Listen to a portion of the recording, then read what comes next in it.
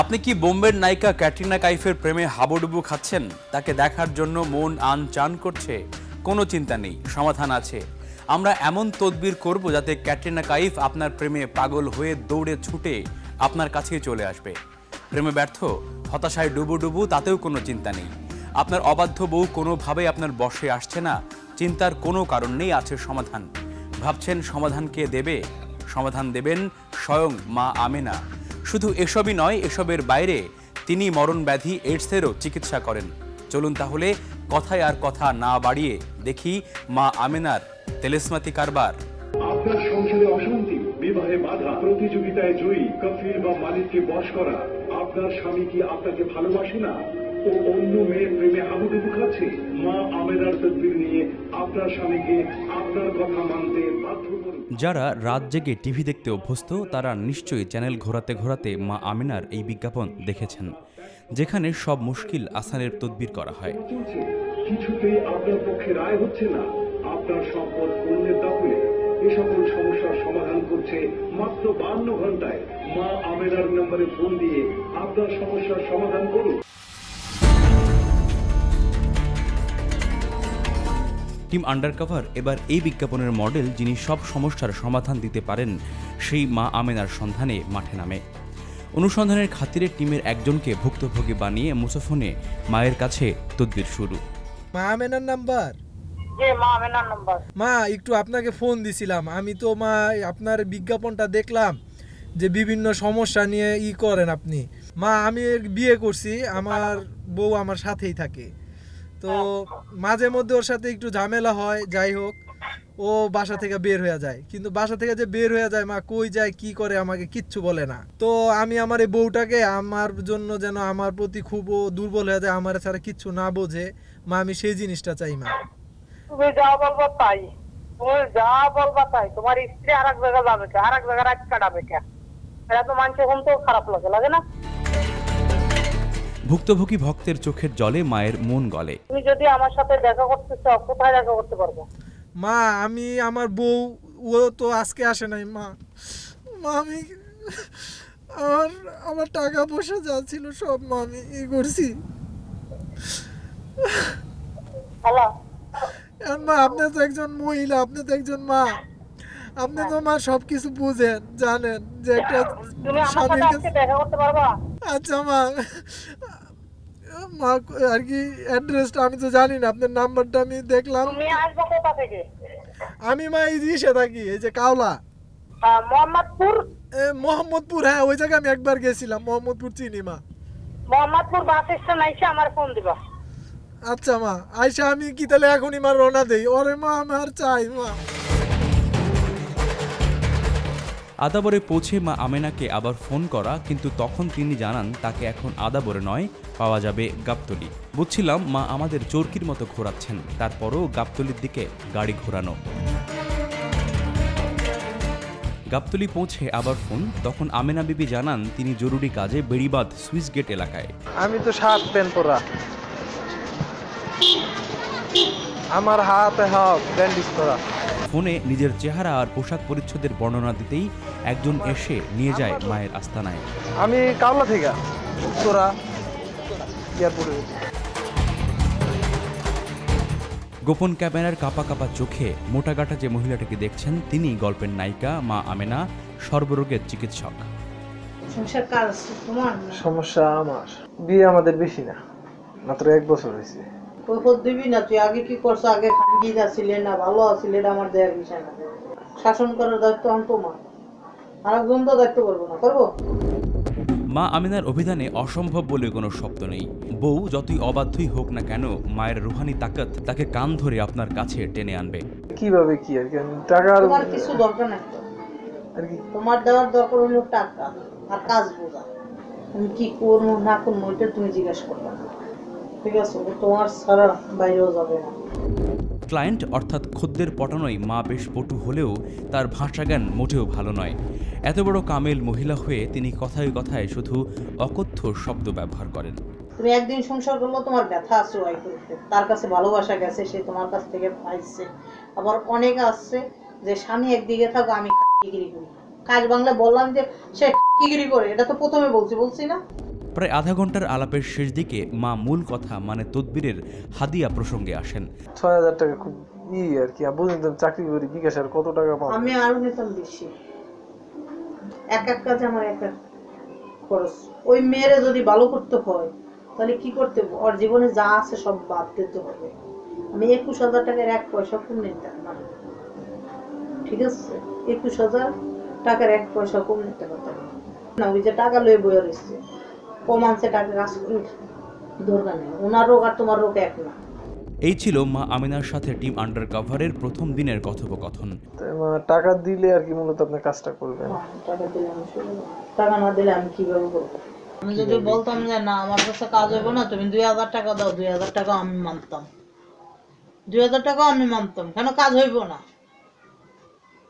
আর আমার কাছে আসো, আমি ডাইরেক্ট বলে দিই, তুমি ভালো না খারাপ এটা তোমার ব্যাপার, না আমার না। আমার কাজ হবে, আমার খরচ লাগবে। তারপর মা দেন আপনি, বুঝছো? আমার কাজ হবে, আমার খরচ লাগবে। ৬,০০০ টাকা একটু বেশি হয়ে যায় মা। আচ্ছা তুমি ৫,০০০ টাকা দিও, ৫,১০০ টাকা দিও। তদবিরের হাদিয়া বিকাশে পরিশোধ করা হবে এই টোপ দিয়ে সেদিনের মতো ফিরে আসা। আসি না, তাহলে আসি না। আসসালামু আলাইকুম। ওয়ালাইকুম সালাম। যদি পারো আজকে কিছু পাঠাই দেবো, ঠিক আছে? আজকে আজকে যদি আমার মেসেজ আসে তাহলে আমি মনে করেন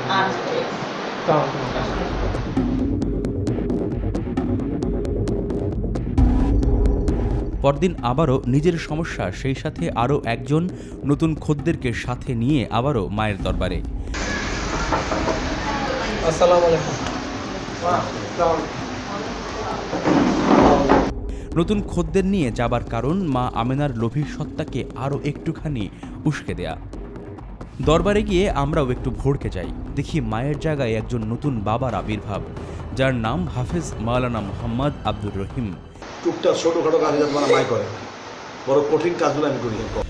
মায়ের চেয়ে বাবা রহিম আরও ১ নয় ১০ কাঠি সরেশ। দেখুন লোক পটাতে তার মুন্সিয়ানা। সারা বিশ্বে আমি ছাড়া কেউ পারেনি কাজ করতে।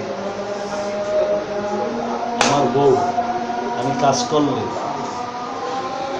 এসমে আজম তদবির দিয়ে, স্পেশাল তদবির ইস্তেখারা করে করলে তোমার বউ মরতে গেলেও তোমাদের জিগিয়ে দিবে, খাইতে হলেও তোমার জিগিয়ে খাইবে, তোমার হুকুম করতে পারবে না।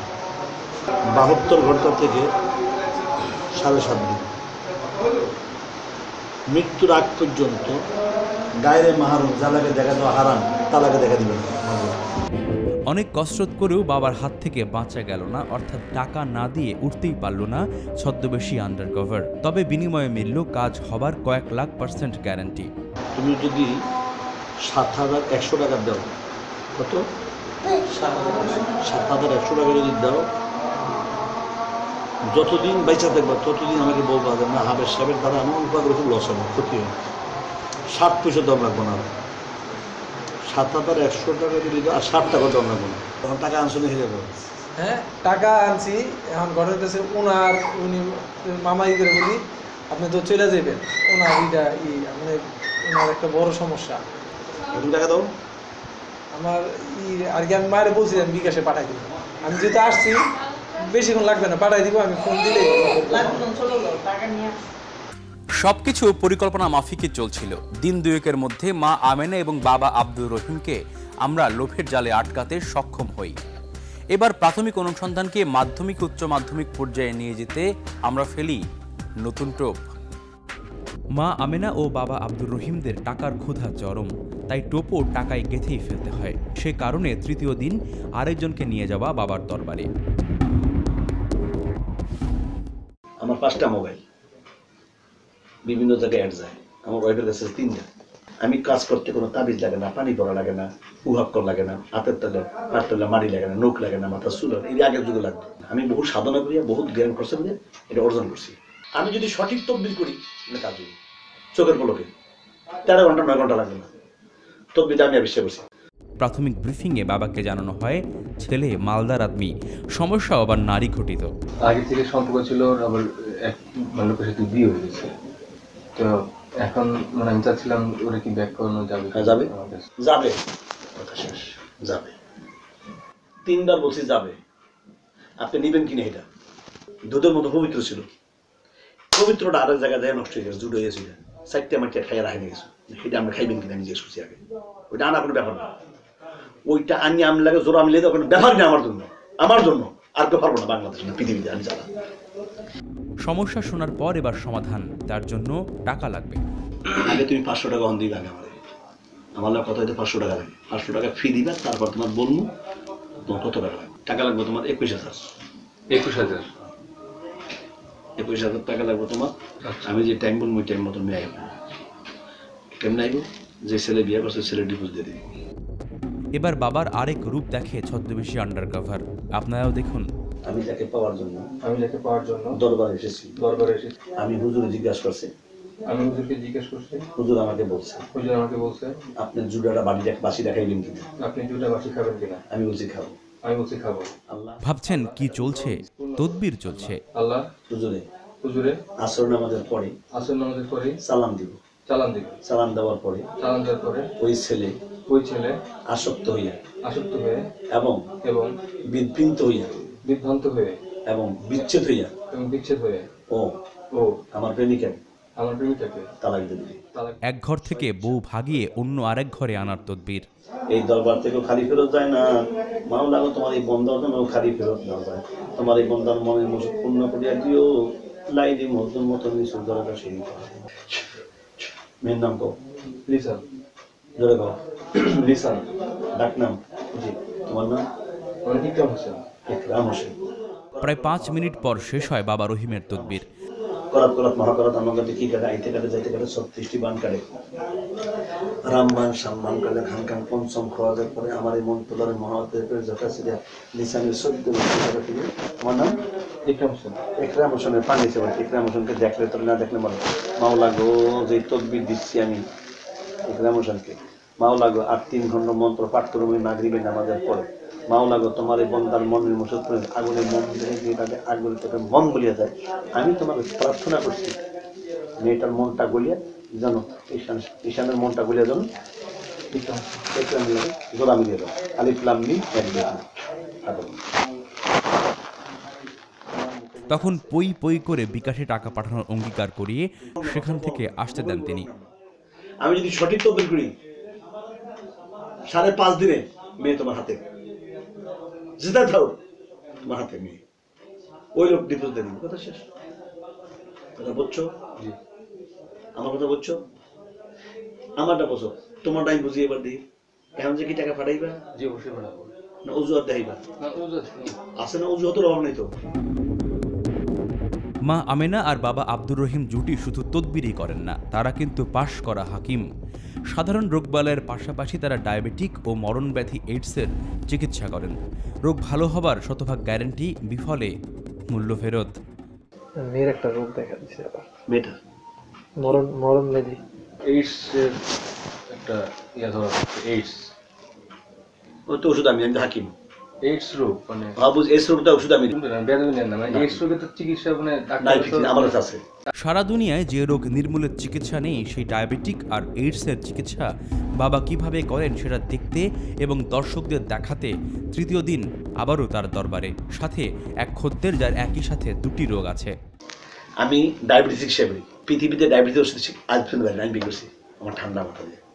বাবাকে একটু উত্তেজিত করতে তার কথায় অবিশ্বাসের অভিনয়, তাতেই কাজ হয়। বাবার সুটকেস থেকে বেরিয়ে আসে ডায়াবেটিক আর এইডস সারানোর মহৌষধ। এটা আমি ডায়াবেটিস ওষুধ দিই, এটা ডায়াবেটিস ওষুধ, এটা ডায়াবেটিস ওষুধ, এটা ডায়াবেটিস ভালো হইল, লাইফ গ্যারান্টি। আর এইডস এর কোনটা বাবা? এইডস রোগের ওষুধ হলো গিয়া এটা, এইডস রোগের ওষুধ। হ্যাঁ এটা এইডস রোগের ওষুধ, 2 ডোজ খেলে এইডস রোগ থাকবে একদম ক্লিয়ার। বাবা আব্দুর রহিম শুধু মরণ ব্যাধি এইডসেরই চিকিৎসা করেন না, যে কোনো সময় অ্যাঞ্জেলিনা জোলি কিংবা ক্যাটরিনা কাইফকে আপনার আমার প্রেমিকা বানিয়ে দিতে পারেন। তবে তার জন্য তদবিরের রেটটা একটু বেশি। কিভাবে জানাবো বিরতির ক্ষণিক বিরহ শেষে।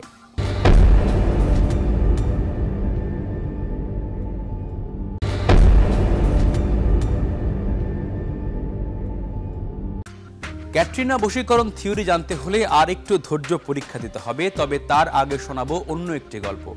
যারা ভাবছেন টিভি বিজ্ঞাপন দিয়ে শুধু মা আমেনায় লোক ঠকান, তাদের জন্য এবার অন্য ভণ্ডের গল্প, যার মূল টার্গেট দেশি খদ্দের নয়, প্রবাসীরা। তান্ত্রিক বিদ্যা ও জিন পরির উপর উচ্চ শিক্ষা অর্জনের জন্য তিনি ভারতের কামরূপ, কামাখ্যা, আজমির শরীফ, জৈনপুর, আসাম, চীনের তিব্বত, মিশর, পাকিস্তান এবং সর্বশেষ জিন পরিদের আস্তানা কোহে কাফে চলে যান। টিম আন্ডারকভারের কাছে অভিযোগ আসে বাবা হাবিবুল্লাহ বেজায় চালাক আর প্রতারণায় পিএইচডি। অনুসন্ধানের প্রাথমিক সূত্র মেনে মৌলানা সাহেবকে ফোন করা, অজুহাত লটারির টিকিট কাটবো, প্রয়োজন গোপন নাম্বারের। দুদিন পরে আমাদের এখানে লটারির একটা আসবে, হয়তো আপনি অবগত আছেন, তা আমাকে যদি একটু সহযোগিতা করতেন আর কি লটারি পাওয়ার ক্ষেত্রে। আপনি কি ওই 3 সংখ্যা নাম্বারের জন্য আমাকে স্মরণ করছেন? জি জি জি। আমি সে গুরু সম্রাট, আমি সে মহান ব্যক্তি আপনার সাথে কথা বলতে আসছি। মাশাআল্লাহ, আমি গর্বিত।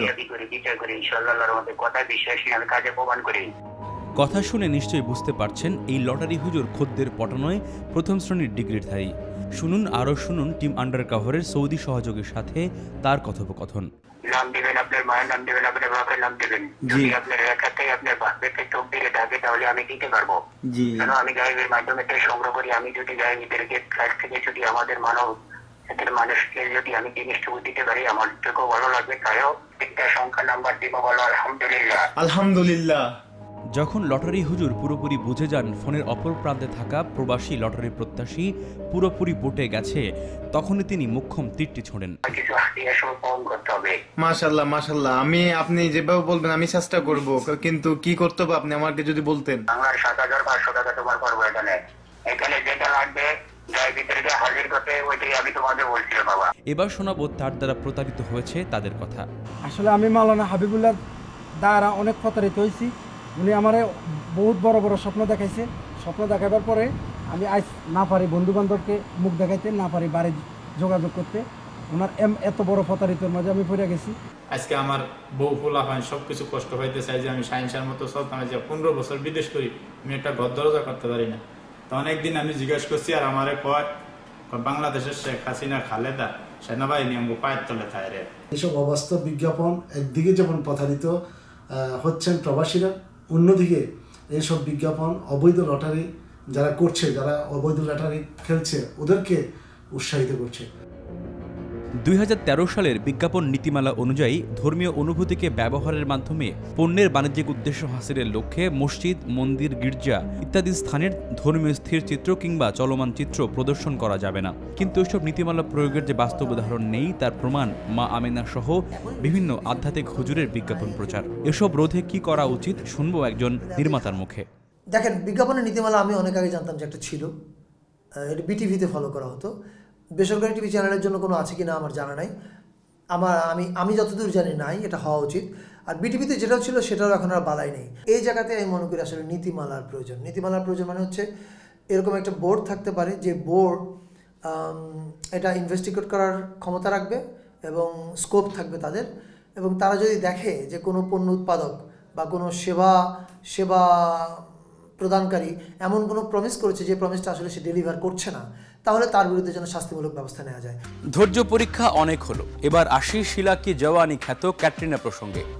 বাবা এমন তদবির করবেন যে 52 ঘন্টার মধ্যে ক্যাটরিনা কাইফ কাঁদতে কাঁদতে বাংলাদেশে চলে আসবে, তাও আবার বিনা ভিসায়। দেখি ক্যাটরিনাকে পাওয়া যায় কিনা।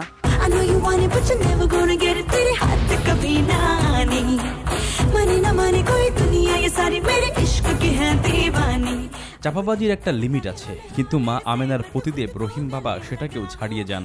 আমার একটা বন্ধু আছে, ওনার কি বলবো, আর একটা বন্ধু আছে ঢাকা ইউনিভার্সিটিতে পড়ে, তো ও ক্যাটরিনার খালি দেখে, ছবি দেখে, খালি ক্যাটরিনার আজেবাজে জিনিস দেখে, খালি বলে যে ক্যাটরিনার বিয়ে করবো। এখন ক্যাটরিনার হইব কিনা এখন হবে, ক্যাটরিনাও হবে 100 বার হবে। পয়সা খরচ কত টাকা লাগবে? 41,000 টাকা লাগবে ক্যাটরিনার পেতে। ও আমি তো চিন্তা করেন বাবা।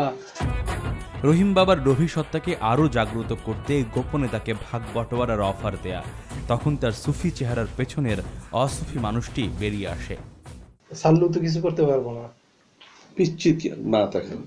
তুই ওরে আনবি, আমি লমু টাকা, তোটা তোর দিয়ে দিব, আমার দামি দিব, আর 3 টাকা পাবে। ক্যাটরিনারে জানি পায়। হ্যাঁ, বলছে ক্যাটরিনা পাবে, পাবে। 100% যাবে, 100% যাবে।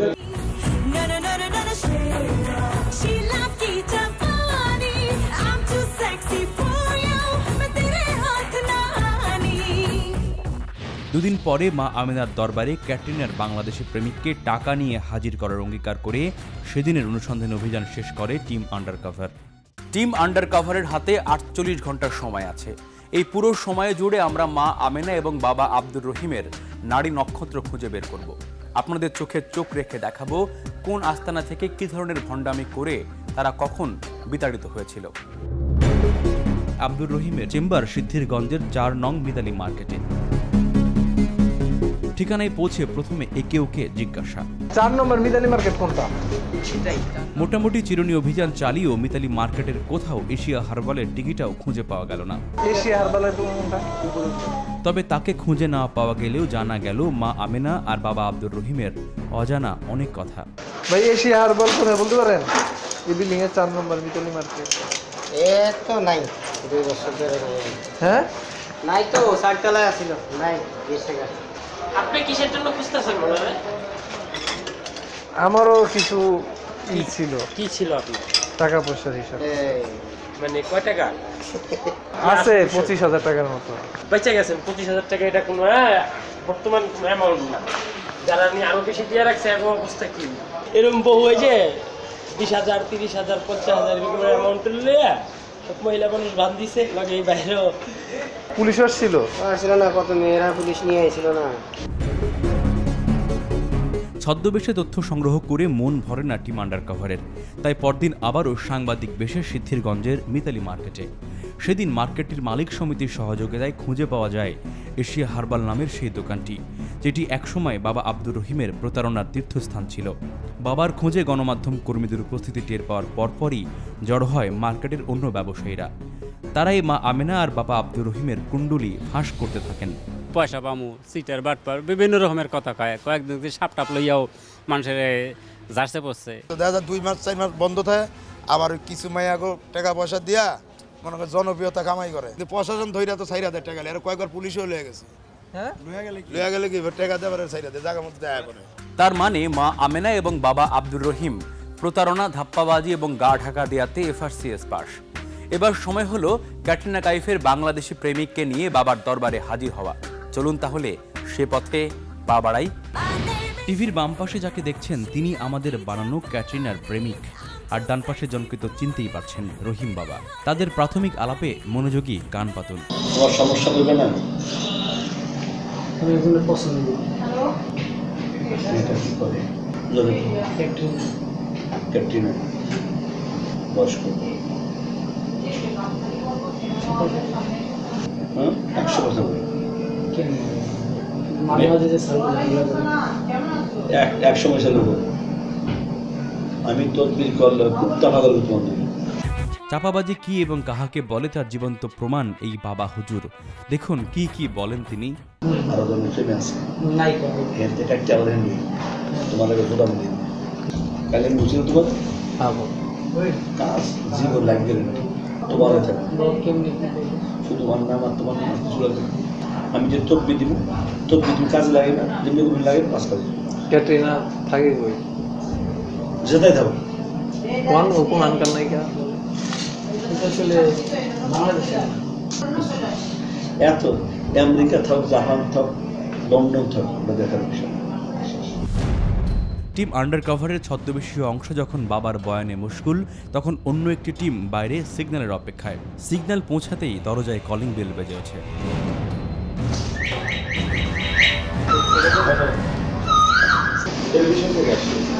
নিউজ 24। দৃশ্যটা এমন যেন ভেড়ার দলে বাঘ নয়, নেকড়ে পড়েছে। বাবার গলা শুকিয়ে কাঠ, মুখও ফ্যাকাশে। বিজ্ঞাপন দিচ্ছেন তো আপনার ওয়াইফের নামে, তো কাইন্ডলি তার কথাই বলেন।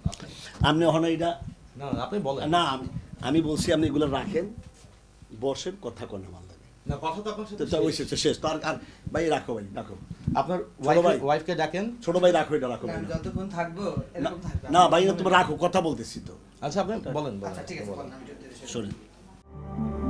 পরিস্থিতি সামলে বাবার সমঝোতার প্রস্তাব দেয়, তাও আবার ক্যামেরার সামনেই। আল্লাহ তো মোটামুটি জ্ঞান দিছে, আমার কমের আপনি যা করবেন। অর্থাৎ মানে আমি যদি আপনার সাথে নেগোসিয়েশন করি তাইলে আর কি হবে বিষয়টা? আপনি যদি বলেন যে হ্যাঁ সবাই যখন করে আধ্যাত্মিক ব্যবসা, আধ্যাত্মিক তদবির দেয়, আর যদি না আপনি হারবালের প্রোডাক্ট দিচ্ছে, প্রোডাক্টের কাজ করেন, প্রোডাক্টের বিষয়। গল্পের নায়ক রহিম বাবার পর এবার নায়িকা মা আমেনার মুখোমুখি টিম আন্ডারকভার। তখন শোনা যায় চোরের মায়ের বড় গলা। জি, আপনার নাম কি? আমার নাম রৌনা, মা আমেনা। আচ্ছা, আপনি মা আমেনা। জি। আপনি কি আধ্যাত্মিক কাজ করেন? জি, আমি আধ্যাত্মিক কাজ করি। কিভাবে? আচ্ছা, আপনি কি কি ধরনের চিকিৎসা করেন বলেন? স্বামী স্ত্রীর অমিল, প্রেমের ব্যর্থতা, বিদায় যাওয়া, বাধা, পাওনা টাকা আদায় করা, অবাধ্যকে বাধ্য করা, বাচ্চা পোলাপানের লেখাপড়া হয় না, বাচ্চা পোলাপানের যদি কোনো সমস্যা হয়ে থাকে, পাতলা পায়খানা, এগুলো বাতাসের মাধ্যমে এগুলো আমি কাজ করি। আমার বিজ্ঞাপন র্যাব, পুলিশ, ডিবি, সাংবাদিক সবাই দেয়, ডিসি। এই যে এদিকে তাকান, এদিকে তাকাই দেখেন, এরা যদি না হইতো এরা ডাইকা নিয়া জিনিসটা দিত না। হ্যাঁ, কোনো দিনও না, সব জায়গায় টাকা দিয়ে হয় না। আপনার কার্ড কই? আপনার কার্ড দেন। আপনি দেখেন, আপনার কার্ড দেন। আপনি যে ঢুকছেন এই জায়গা, শোনেন, আপনি যে এখানে ঢুকছেন, আপনার কার্ড দেন। আপনি ঢুকছেন, আপনার কার্ড দেন। আমার তো পুরো সারা বিশ্বে দেখতে আছে। আপনার কার্ড আপনি দেন। আপনি, হ্যাঁ, আপনি দেন। এটা তো ভুয়াও হইতে পারে। কেন পুলিশ ডাকবো? পুলিশে আমার বিজ্ঞাপন দেখে। আপনারা যে চিকিৎসা করাচ্ছেন, আপনি একটু আগে নিজে ভুল স্বীকার করেছেন। আপনার ওয়াইফ কিন্তু ভুল স্বীকার করেন নাই। বলেন কি হুমকি দিলেন? না, আপনার কোনো হুমকি দি নাই।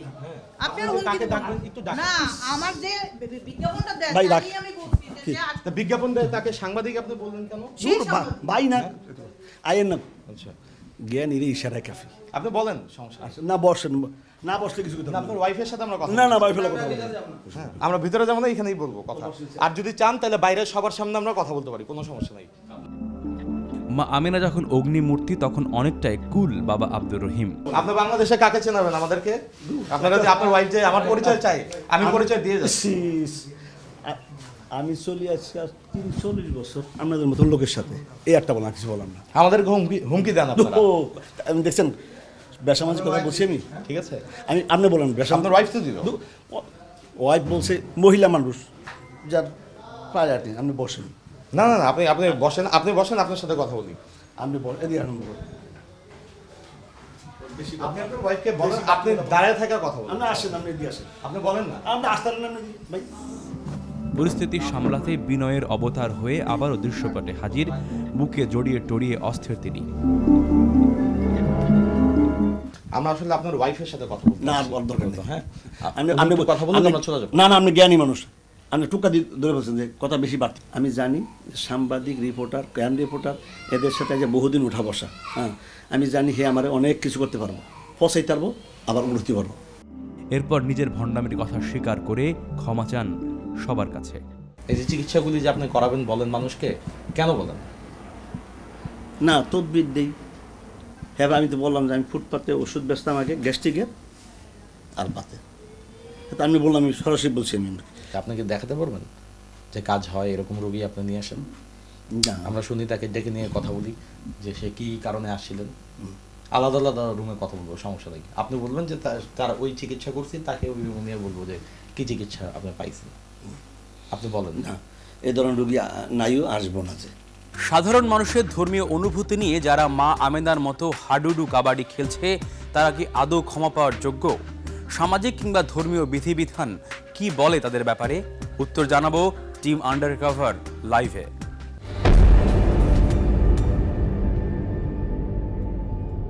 দর্শক, স্বাগত আন্ডারকভার লাইভে। আপনারা এতক্ষণ দেখলেন মা আমেনা এবং বাবা আব্দুর রহিমের ভণ্ডামি এবং আমাদের অনুসন্ধানের সব দিকগুলো। আমরা কোনো রকম কথা না বাড়িয়ে সরাসরি আলোচনায় চলে যাবো। আসলে ইসলামী তদবির বলতে আমরা কি বুঝি এবং এই তদবির যারা করছেন, যারা ভণ্ডামি করছেন, তারা আসলে কী করছেন সেগুলো নিয়ে আলোচনা করবো। আমাদের সঙ্গে স্টুডিওতে রয়েছেন ডক্টর মৌলানা আহমদ আবুল কালাম, অধ্যাপক ইসলামিক স্টাডিজ, জগন্নাথ বিশ্ববিদ্যালয়। আপনাকে স্বাগত জানাচ্ছি আমি। এবং আমাদের সঙ্গে আরও রয়েছেন মৌলানা আবু সুফিয়ান জাকিব, প্রিন্সিপাল, মাদ্রাসা আশরাফুল উলুম, তেজগাঁও, ঢাকা। আপনাকে স্বাগত জানাচ্ছি। শুরুতে একটু মৌলানা সাহেবের কাছে আমি যেতে চাই আপনার কাছে। ইসলামে আসলে তদবির বলতে আমরা কি বুঝি এবং তারা যা করছে তারা ইসলাম কতটুকু সমর্থন করে সেই সমস্ত বিষয়গুলোকে? আপনাকে দিয়ে শুরু করতে চাই। সুপ্রিয় দর্শক শ্রোতা, আসসালামু আলাইকুম। একটা সুন্দর প্রশ্ন আমার সামনে উপস্থাপন করা হয়েছে। জি, তিনি জানতে চেয়েছেন যে ইসলামের তদবির বলতে কি বোঝানো হয় এবং এটা ইসলামের দৃষ্টিতে এই তদবিরের যথার্থতা কি, এই বিষয়টা আমি সর্বপ্রথম এই বিষয়ে পবিত্র কালামে পাক থেকে একটি আয়াত তেলাওয়াত করব, যা একটি সূরা বনী ইসরাইলের 82 নম্বর আয়াত।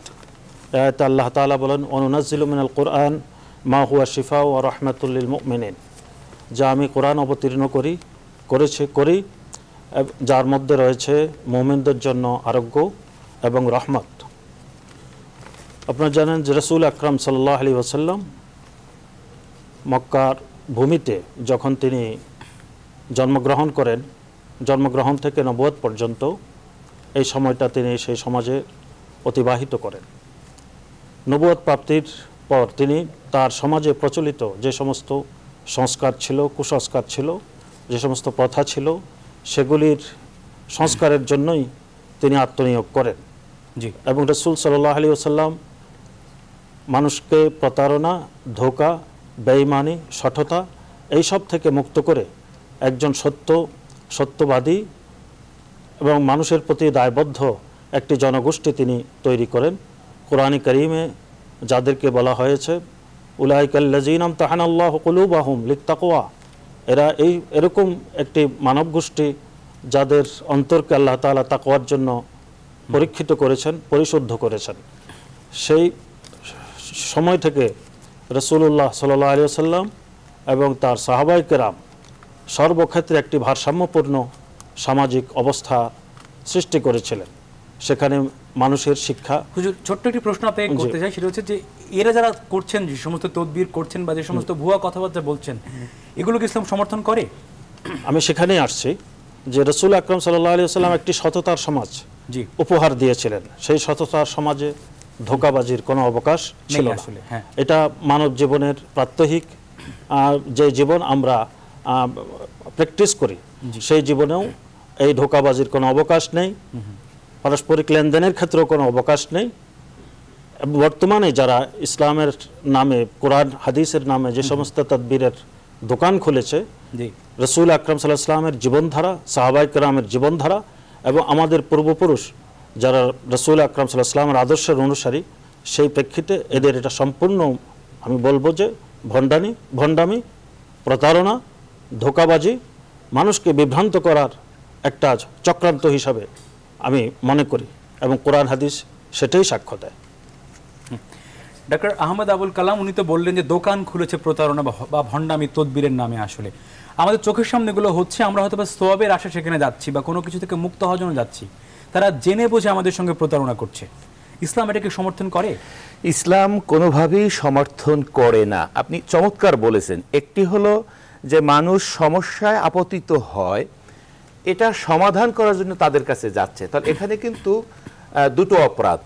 একটি হলো সমাধান করার যে আশা করেছে সেটি ব্যাহত হলো, আরেকটি হলো যে নতুন করে তাদেরকে সমস্যায় নিক্ষেপ করা হলো।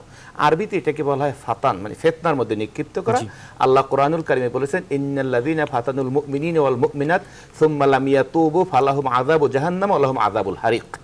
যারা মানুষদেরকে এরকম সমস্যায় আপতিত করে বারবার এবং এর থেকে নিবৃত্ত হয় না, তওবা করে না, তাদের জন্য রয়েছে জাহান্নামের শাস্তি এবং তাদের জন্য রয়েছে জ্বলন্ত শাস্তি। তো এটা একটা কঠিন ব্যাপার। আরেকটি ব্যাপার হলো এই যে ধোঁকাবাজি করা, প্রতারণা করা, এটি মুনাফিকদের কাজ। কোরআনুল কারীম শুরু হয়েছে সূরা ফাতিহা, তার পরের সূরা হলো সূরা বাকারা। সূরা বাকারার মধ্যে মুনাফিকদের যে লক্ষণ, ইউখাদিউন আল্লাহ ওয়াল্লাযীনা আমানু, তারা ধোঁকা দেয় আল্লাহকে এবং আল্লাহর রাসূলকে, মানে দিনকে তারা বিকৃত করে। ফোন নিব, দর্শকরা আমাদের সঙ্গে যুক্ত হচ্ছেন। দর্শক, আপনি নামটি বলে অথবা না বলে প্রশ্নটি করতে পারেন। আসসালামু আলাইকুম, আমি খুলনা থেকে তুফান বলছিলাম। জি জি, কোশ্চেনটা হচ্ছে মানে প্রধান অতিথি যারা আছেন তাদের কাছেও আর আপনার কাছেও কোশ্চেন। একটি টিভি চ্যানেল, আমি নামটা বলছি না টিভি চ্যানেলটা, সেখানে প্রতিনিয়ত আপনার দেখানো হচ্ছে যে আধ্যাত্মিক পাওয়ার, মানে বিভিন্ন কিছু। জি, তো যারা আসলে আধ্যাত্মিক পাওয়ার যদি ইসলামে অবশ্যই আছে, যদি থেকেও থাকে, তারা তো এরকম ভাবে প্রচার করেন। আর দ্বিতীয়ত হচ্ছে প্রচারটা যদি না হয় তাহলে প্রচারটা হচ্ছে না, আমরা জনগণও প্রতারিত হচ্ছে না। তো সেই ব্যাপারে আপনারা কি বলবেন, এটা কি বন্ধ করা উচিত না? একটা নীতিমালা বুঝতে পেরেছি। আর একজন দর্শক রয়েছেন আমাদের সঙ্গে, প্রশ্নটি নিয়ে আমরা আলোচনায় ফিরবো আবার। দর্শক, আপনার নামটি বলে অথবা না বলে প্রশ্নটি করুন। দুঃখিত, লাইনটি কেটে গেছে। স্যার, যে প্রশ্নটি তিনি করলেন আসলে যে আমরা গণমাধ্যম কর্মীরাই কিন্তু এই সমস্ত বিষয়গুলো প্রচার করছি, আমরা অনেকগুলো টেলিভিশন থেকে বিজ্ঞাপনগুলো সংগ্রহ করেছি, সেখানে এগুলো প্রচার করা হচ্ছে এবং মধ্যপ্রাচ্যের মানুষ সবচেয়ে বেশি এগুলোতে আকৃষ্ট হচ্ছে এবং তারা সেখানে রয়েছেন এবং তারা অনেকেই আমাদের কাছে অভিযোগ করেছেন যে লটারির নামে সেখানে প্রতারণা চলছে। আসলে এখানে দুটো ব্যাপার, একটি হলো তারা প্রতারণা করে, সেটি অন্যভাবেও প্রচার করা সম্ভব ছিল, পত্রিকায় অংশবিশেষ আসে। একটি টিভি চ্যানেল যখন সেইটিকে প্রচার করে এর একটা কিন্তু আর একটা ভিত্তি পায়। সুতরাং যেহেতু এখানে পরিমার্জন করার সুযোগ আছে, একটি কমন সেন্স, মানুষের সাধারণ বুদ্ধিমত্তাও সাক্ষ্য দেয় যে এটা ভণ্ডামি, এটা ভুয়া। তো সুতরাং সেক্ষেত্রে সতর্ক হওয়া উচিত। কারণ আবু সুফিয়ান, সেটা হচ্ছে আলেম সমাজের তো বড় ভূমিকা রয়েছে এই সমস্ত বিষয়গুলো ঠেকানোর ক্ষেত্রে আসলে। কারণ এই সমস্ত বিষয়গুলো কিন্তু দেখতে পাচ্ছি হর হামেশাই হচ্ছে, একদম ফুটপাত থেকে শুরু করে উচ্চবিত্ত পর্যন্ত সবাই কোনো না কোনোভাবে তারা আকৃষ্ট হচ্ছে বা যাচ্ছে এবং প্রতারিত হচ্ছে। আপনারা আসলে কি করছেন এই সমস্ত বিষয়ে? একটি সুন্দর প্রশ্ন করেছেন। মূলত উলামায়ে কেরামের মূল দায়িত্বের মধ্যে সেটা হলো সঠিক ইসলাম মানুষের কাছে পৌঁছানো। জি, সেই দিকটা, এবং সেই সাথে যারা মাদ্রাসায় শিক্ষকতা করেন, যারা মসজিদে খতিব, তাদের একটা বিরাট দায়িত্ব রয়েছে সমাজকে এই ব্যাপারে সচেতন করার জন্য। আমি মনে করি উলামায়ে কেরাম এই ব্যাপারে সচেতন আছেন। জি, তবে উলামায়ে কেরাম বর্তমানে যে অবস্থানে আছেন সেই অবস্থানটা আরেকটু তাদের শক্ত করা উচিত এবং কথাগুলো জনগণের কাছে পৌঁছানো উচিত, বিশেষ করে প্রতি জুমার দিন খতিবগণ যদি। হুজুর, আপনার কাছে একটি প্রশ্ন রয়েছে দর্শকের, প্রশ্নটি আমার নিয়ে নি। দর্শক প্রশ্নটি করুন, নামটি বলে অথবা না বলে। হ্যালো, আসসালামু আলাইকুম। জি, ওয়ালাইকুম আসসালাম। ভালো আছেন আপনারা? জি, আলহামদুলিল্লাহ। বলুন, প্রশ্নটি করুন। আমি আসলে একটা প্রশ্ন করতে চাচ্ছি যে বিজ্ঞাপন নীতিমালা আছে আমাদের, সেটা নিয়ে আমাদের এক দর্শক প্রশ্ন করলেন। আমি এর সাথে আরেকটু অ্যাড করতে চাচ্ছি। এই ধরনের আমরা আরো বিভিন্ন ধরনের, শুধু এরা দুইজন না, আরো অনেকে এই ধরনের প্রচার যখন করে, অনেক দেখা যায় যে আমাদের দেশে বিখ্যাত লোকরা এদের রেফারেন্স করে। আপনার বসুন্ধরা দিদির আমি নাম বলতে চাচ্ছি না, তার ওইখানে আমি দিয়েছি অনেক বড় বড় লোক যারা আমাদের রাজনীতি মিডিয়াতে বলেন, এই ধরনের লোকদের প্রতি তারা সরাসরি ব্যবহার করতেছে, তাদের হাতে এই ক্ষেত্রে আপনারা কি বলতে চান? আমরা আপনার প্রশ্নটা আসলে বুঝতে পেরেছি। তিনি বলেছেন যে আসলে প্রকাশ্যে এই সমস্ত প্রচারণাগুলো হচ্ছে এবং অনেক ক্ষেত্রে সবার সামনেই সেগুলো হচ্ছে। উত্তরটি আপনাদের কাছে জানবো, তবে ছোট্ট একটি বিরতির পরে। দর্শক আমাদের সঙ্গে থাকুন, আন্ডারকভার লাইভে নিচ্ছে ছোট্ট একটা বিরতি।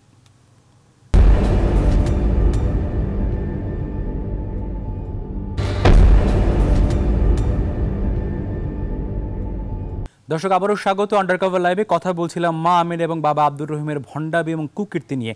স্যার, আপনার কাছে একটি প্রশ্ন আমি করতে চাই, সেটি হচ্ছে ইসলামিক ফাউন্ডেশন তো বাংলাদেশে রয়েছে এবং এই সমস্ত বিষয় তাদেরকে ইফতারের মধ্যে পড়ে কিনা, আর পড়লেও তারা দেখছেন কিনা বিষয়গুলো আসলে?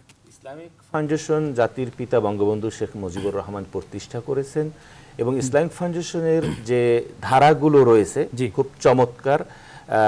এই দেশে ইসলাম কতখানি পরিপালন করা হয় কিংবা কোথায় কোথায় ইসলাম বা শরিয়া লঙ্ঘন করা হয়, এই বিষয়গুলো ইসলামিক ফাউন্ডেশনের যে বিধি রয়েছে, যে অর্ডিন্যান্স রয়েছে, তার আওতায় আনা সম্ভব। এবং আরেকটি কথা আমরা জানি, ইসলামিক ফাউন্ডেশনকে গবেষণা বিভাগ রয়েছে এবং সেখানে আলেম ওলামা কাজ করেন। এখন তো 60,000 ঊর্ধ্বে আলেম কাজ করেন। সেখানে ইসলামিক ফাউন্ডেশন কিন্তু মাঝে মাঝে এরকম ব্যাপক ভিত্তিক জনসম্পৃক্ত শরিয়া লঙ্ঘনের যে ব্যাপারটি ঘটে তার ব্যাপারে কিন্তু ফতুয়া দেয়। আমরা দেখেছি যে এই যে একজন এই দেশের একজন খ্যাতিমান পীর, কিন্তু তার ব্যাপক ভণ্ডামি, সে বিষয়ে কিন্তু ইসলামিক ফাউন্ডেশন একটি ফতুয়া দিয়েছে, এর মধ্যে একটি মিটিংও করেছে। এভাবে যেটি যখন তাদের আনা হয়, নজরে আনা হয়, তারা কিন্তু কাজ করছে। কিন্তু নজরে আনার দায়িত্ব তো আসলে সবসময় গণমাধ্যম পালন করবে না, অনেক সময় তো ফাউন্ডেশনকে নিজে এগিয়ে আসতে হবে। মাওলানা সাহেব, আপনি কি বলেন, সেক্ষেত্রে এগিয়ে আসার ক্ষেত্রে তারা কতখানি কাজ করছে বলে আপনার মনে হয়? আমি বলবো যে ইসলামিক ফাউন্ডেশনের শাখা সারা বাংলাদেশ ব্যাপী সম্প্রসারিত এবং তাদের কার্যক্রমের আওতার মধ্যে ইসলামের মূল চেতনাকে সম্প্রসারণ করাই তাদের মূল কাজ। সেই দিক থেকে ইসলামিক ফাউন্ডেশন যথেষ্ট কাজ করে যাচ্ছে। তবে আমি মনে করি ইসলামিক ফাউন্ডেশন তার প্রশাসনিক যে সীমাবদ্ধতা, সেই কারণে অনেক সময় হয়তো ইসলামিক ফাউন্ডেশন সেইভাবে কাজ করতে পারেন না। সেই ক্ষেত্রে আমার মনে হয় স্থানীয় যে প্রশাসন রয়েছে এবং জনপ্রতিনিধি যারা আছেন তাদের সমন্বয় এবং স্থানীয় উলামায়ে কেরামের সমন্বয়ে এই বিষয়গুলো যদি দেখভাল করা হয় তাহলে যথাযথ কর্তৃপক্ষের কাছে এর যদি অভিযোগ যায় বিষয়টা সহজে সমাধান হবে বলে আমি মনে করি। একজন দর্শক রয়েছেন আমাদের সঙ্গে। দর্শক, আপনার নামটি বলে অথবা না বলে আপনার প্রশ্নটি করবেন।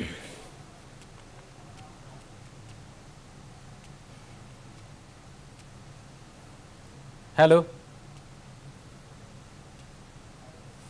দুঃখিত, কলটি ড্রপ হয়ে গিয়েছে। আমরা আসলে এই বিষয়ে ইসলামিক ফাউন্ডেশনের মহাপরিচালকের সাথে কথা বলেছিলাম, তিনি আমাদেরকে কি বলেছিলেন সেটা আমরা শুনবো এবং এটা আমরা জাতিকে শোনাতে চাই। আসলে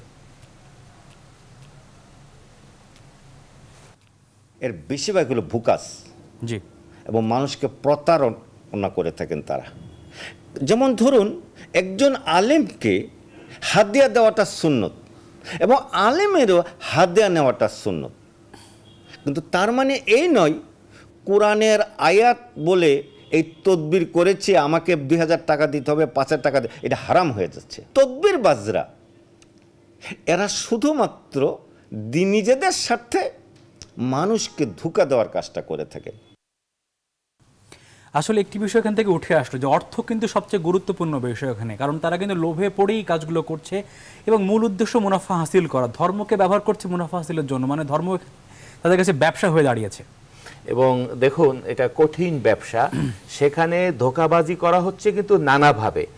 আল্লাহ ভবিষ্যৎ সবকিছু জানেন, সেখানে হস্তক্ষেপ, মানে আল্লাহ সীমানার মধ্যে, রসুল্লাহ সীমানার মধ্যে হস্তক্ষেপ, ইসলামের যতগুলো দিক আছে সেখানে হস্তক্ষেপ, মানুষের সাধারণ ধর্মীয় অনুভূতিতে হস্তক্ষেপ, একবার সাধারণ কমন সেন্স যেটা একবার সুস্থ স্বাভাবিক একটি মোটামুটি জ্ঞান তার আছে সেটাও যাব, তাও কিন্তু সীমা লঙ্ঘন করা হচ্ছে, অর্থাৎ সার্বিকভাবে সীমা লঙ্ঘন। আমি আরেকটা কথা বলতে চাই, ধর্মীয় ব্যাপারটি ইসলাম ফাউন্ডেশন দেখতে পারে, ডিজি মহোদয়কে আপনারা জিজ্ঞাসা করেছেন বা আমরাও বলেছি। আরেকটি ব্যাপার, এর অনেকগুলো দিক আছে যেটি আমাদের এই সংবাদে দেখলাম, আমাদের দেশের যে প্রচলিত আইন আছে সে আইনের দৃষ্টিতেও কিন্তু অনেকগুলো দিক আছে অপরাধী। একজন দর্শক রয়েছেন আমাদের সঙ্গে। দর্শক, আপনার নামটি বললে অথবা না বলে প্রশ্নটি করুন। হ্যালো, জি, আসসালামু আলাইকুম। ওয়ালাইকুম আসসালাম, আমি হাসান বলছিলাম কিশোরগঞ্জ থেকে। জি, মা আমিনার যে বিষয়টা আমরা আপনারা দেখাচ্ছেন টিভিতে, এরকম অহরহ সারা বাংলাদেশে হয়ে আসছে। জি, অহরহ সারা বাংলাদেশে হয়ে আসছে। আমার প্রশ্ন হচ্ছে, যে সমস্ত বেসরকারি টিভি চ্যানেল এই সমস্ত প্রচার করছে, এগুলা বন্ধ করা ইমিডিয়েটলি প্রয়োজন। আপনার প্রশ্ন আমরা বুঝতে পেরেছি। এই বিষয়ে আমরা কথা আসলে বলেছি, কিন্তু হুজুর আবু সুফিয়ান, মাওলানা আবু সুফিয়ান, আপনাকে জানতে চাই আমি, উনি যে কথাটি বলছিলেন যে আসলে সীমা লঙ্ঘন করছে এরা আসলে, এবং সাধারণ মানুষের ধর্মীয় অনুভূতিকে নিয়ে সীমা লঙ্ঘন করছে।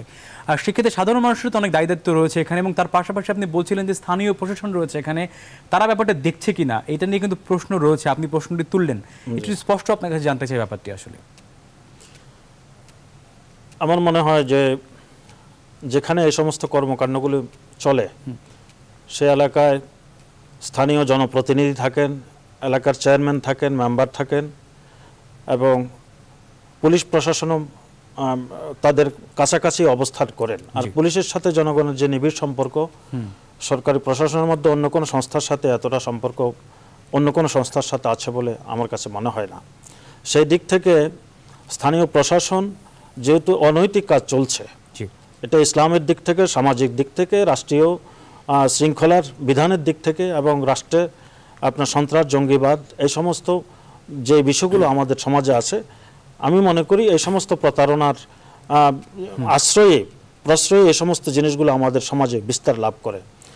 সেই ক্ষেত্রে স্থানীয় জনগণের চেয়ে সবচেয়ে বেশি প্রয়োজন হলো যারা জনগণের প্রতিনিধি এবং যারা স্থানীয় মসজিদের ইমাম রয়েছেন, খতিবগণ, এবং যে সমস্ত অঞ্চলে মাদ্রাসা, দ্বীনি শিক্ষা প্রতিষ্ঠান রয়েছে এবং স্কুল কলেজ রয়েছে, তাদের সমন্বয়ে এই সমাজ বিরোধী যে সমস্ত কার্যক্রম চলে সেই ব্যাপারে যদি স্থানীয় জনগণ সিদ্ধান্ত নেন এবং প্রশাসনকে যথাযথভাবে সময় মতো এটাকে অবহিত করেন, তাহলে এই জিনিসগুলি রোধ করা সহজ হবে এবং শান্তিপূর্ণভাবে সেটাকে রোধ করা সম্ভব হবে। দর্শক, আপনার নামটি বলে অথবা না বলে প্রশ্নটি করুন।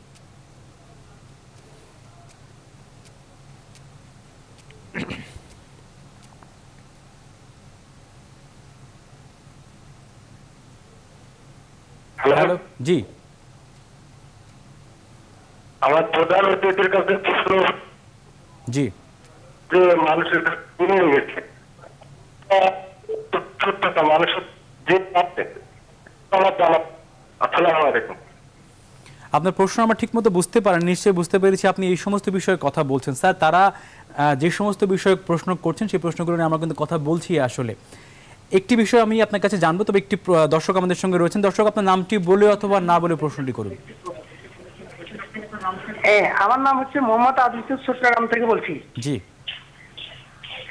আমি আমার প্রশ্নটা হচ্ছে যে এই যে বন্ডগুলা, এই যে মানে গোড়া বাংলাদেশে না, এগুলো অনেক জায়গায় আছে। এইসব যে বন্ডগুলা কাজগুলো যে করছে, এখন কি আইন শৃঙ্খলা বাহিনী কি জানে? এটা কি দেখতেছে না, বা এটা কি জানে কিনা? এখন নিউজ 24 কি এই সম্পর্কে কি তথ্য জানতে পারছে কিনা? আপনাকে ধন্যবাদ প্রশ্ন করার জন্য আমাদেরকে সুদূর বিদেশ থেকে। তার একেবারেই শেষ মুহূর্তে এবং শেষ পর্যায়ে আমরা চলে এসেছি।